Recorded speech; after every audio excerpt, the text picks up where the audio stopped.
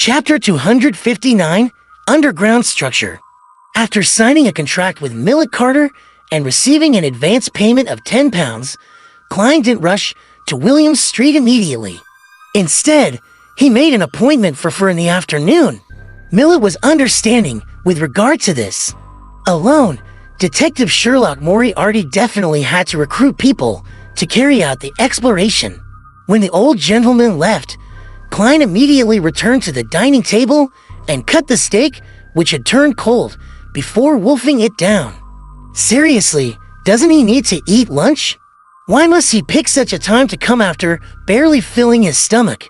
Klein bitterly began cleaning up.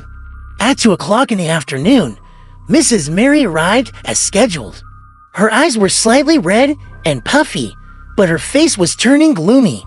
Stellan Sammer, who accompanied her, had no choice but to maintain her silence. Klein handed over an envelope containing his carefully chosen photo. "Madam, please confirm it." Mary paused for 2 seconds and slowly took in a breath. Then, she took the envelope, pulled out the photo, and examined it. "Excellent, very excellent. You're the most efficient and responsible detective I've ever met. I'm honored to introduce you as a member of the Quay Law Club.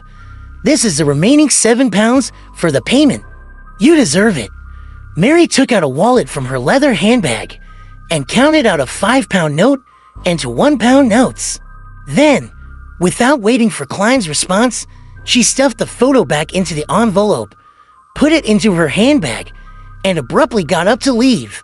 Tap, tap, tap. Her budless boots made hurried sounds as she stomped on them. Stellan Sammer struggled to keep up. As she opened the door, Mary stumbled and almost fell, but fortunately, Stellan caught her. With this episode, Mary clearly slowed down and seemed to turn calm. "Madam, you forgot to take the portable camera. I'll give it to Mrs. Sammer later, and she'll bring it to you." Klein silently watched this scene, slightly shaking his head without saying anything. He returned to the second floor, took a nap, waking up comfortably to the bell chimes of the nearby church. Klein had already searched the map and confirmed that Williams Street was at the border of the West Borough and Empress Borough, a residential area in the heart of Backland. A nice house in West Borough and Hillston Borough costs about £2,500. Millet Carter's house is close to Empress Borough, and it's a property of a former viscount. The area is definitely sizable.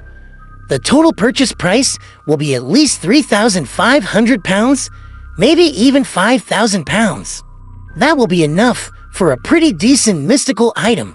He actually came visiting me without a housekeeper or an attendant, perhaps because he's new in Backland and hasn't settled in. Klein put on his double-breasted coat, hat, and held his cane before heading out into Minsk Street.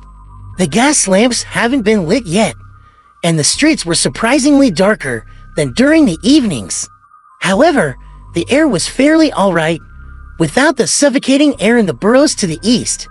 Taking a rental carriage, he went all the way to Williams Street. Klein saw a waiting manservant outside the Unit 8 house.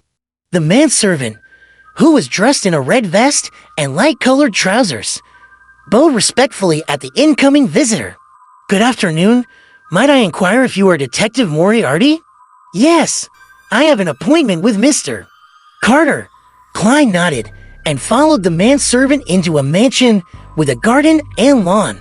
The house was 2 stories tall. The first floor was in a mess, with a lot of construction materials placed everywhere. There were workers coming in and doing some modifications. Millet Carter wasn't wearing a hat. Covering his nose, he walked over. "I'm very sorry about the mess and dirt here, but I do wish that everything will be fine before my family arrives in Backland. I can only urge them to keep working non-stop." Having said that, he looked at the manservant and instructed, "Continue watching them." It's no wonder that he didn't bring any servants with him. Even his servants had become supervisors. Klein smiled and said, "I know a lot of doctors. They tell me that the newly renovated houses aren't suitable for immediate occupation. One has to wait at least 3 months to ventilate it well enough. Otherwise, old people and children who aren't strong enough will easily fall sick. Is that so? Millet led Klein to the basement and asked doubtfully. I've never verified it, but I chose to believe in authority. It's said that this originated from the words passed down by Emperor Roselle. Klein casually fabricated an excuse. Millet nodded, then turned to look at the door. He couldn't help but frown before asking, Mr. Detective, you didn't bring an assistant. There might be quite a bit of danger in that structure. I have an assistant. It's just that you can't see her, Klein lampooned, as he said seriously. This is my first visit, so we'll advance very carefully. If there are any problems, I will immediately retreat. I'm experienced in this area, so I won't put myself in a dangerous situation. If I were matched with inexperienced assistants, it might easily affect my nimble and decisive actions. Millet was startled. You're very professional. A professional bluff, Klein silently added. Without any further doubts, Millet led Detective Moriarty through the cluttered living room and down the stairs to a fairly spacious basement. There were no gas pipes here, but for metal candlesticks were set into the walls, their yellow lights flickering. Stepping on the stone pavements on the ground, Klein couldn't help but sigh in reflection. As expected of a noble's property, even the basement has been nicely decorated. Furthermore, it's almost as big as the living room of my current house. At this moment, Millet pointed ahead and said, There's a secret door over there. It was discovered by the workers when they were renovating. Klein focused his gaze. With the not very bright candlelight, he saw a gray stone door in the corner. It should have been part of the wall, but it was now exposed. I'll leave the rest to you. Be safe. The old gentleman, Millet, gave Klein a lighted lantern and cautioned him. Has this place been ventilated ahead of time? Klein asked cautiously. Millet shook his head indiscernibly. It's not particularly stuffy inside, but I didn't let the workers go too far. All right, Klein checked his belongings, put on a black glove, and, under Millet's gaze, unhurriedly carried the lantern and approached the stone door. He pushed it open with his cane. Amidst the heavy creaking sounds, through the light outside, he saw a deep-colored passageway paved with stone. There were several wooden doors on both sides of the passageway, and at the end, they had already begun to rot, but they were still barely usable.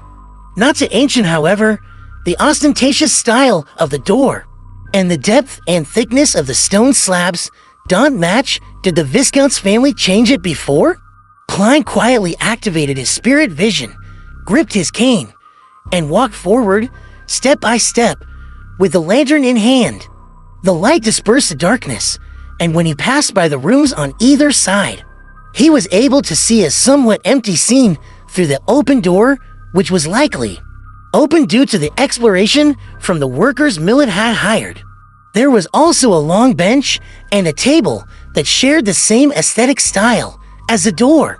There's no sign of spirits flashing. Klein did a brief inspection. Without stopping, he proceeded forward until he came to the end of the hall where a befold black stone door was. Stretching out his gloved right hand, he half-clamped his cane and slowly pushed against the door. A jarring sound of friction began to reverberate through the air as the stone door slowly cracked open. Spirit lights suddenly appeared in Klein's eyes, reflecting an intertwined aura of different colors. His heart tightened as he pushed the door open, before taking a few steps back. The crack in the stone door widened rapidly, and a slimy black creature fell from above. It was a snake with a triangular head and red floral patterns on its head. It straightened its upper body, shot out its tongue, and looked at Klein with cold brown eyes. One snake after another fell from above the door as they piled up at the entrance. Klein saw a large hall beyond them.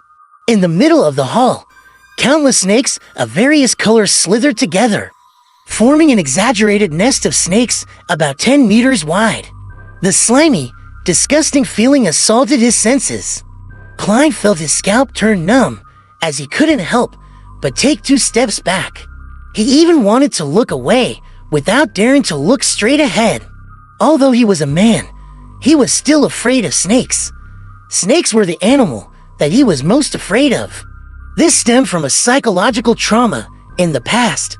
When he was a child, despite being way past his bedtime, liked to secretly open the door to his room and watch movies with his parents through a crack.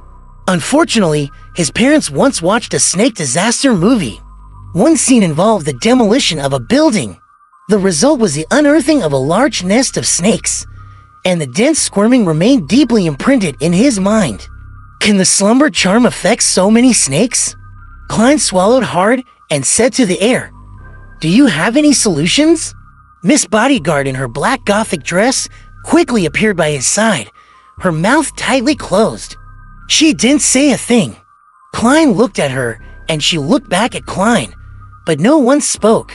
When a snake slowly slithered out, Klein finally coughed and repeated, "Do you have any solutions?" Miss Bodyguard didn't answer. Instead, she floated and suddenly, a cold wind blew in the passageway. Whoosh! Thewin howled as it blew into the hall. The temperatures dropped rapidly as it approached the temperatures of the outside world. Whoosh! Theoden sleep-packed snakes in the middle of the hall suddenly slithered in all directions, searching for a warmer, more suitable spot to survive. 2 to 3 minutes later, a thin layer of frost formed on the surface of the hall and the passageway, and countless snakes had disappeared without much of a trace. Whoosh! That continued as Klein said, chattering, "That's quite enough." The surging cold wind slowed down, but the cold didn't subside. Miss Bodyguard's figure disappeared once again. Klein lifted his cane-wielding right hand, covered his mouth and nose, and sneezed. Then, he raised the lantern and cautiously walked through the stone door into the wide hall. The style here was identical to the passageway outside. There were 8 circular columns of the same color erected there. Metal poles hung from the high dome, and at the bottom were candlesticks carved into different creatures. An upside-down candlestick as a university student of the history department, a person who could barely be called an elite in this field. Klein made a preliminary judgment based on this unique arrangement. A structure of the 4th epoch.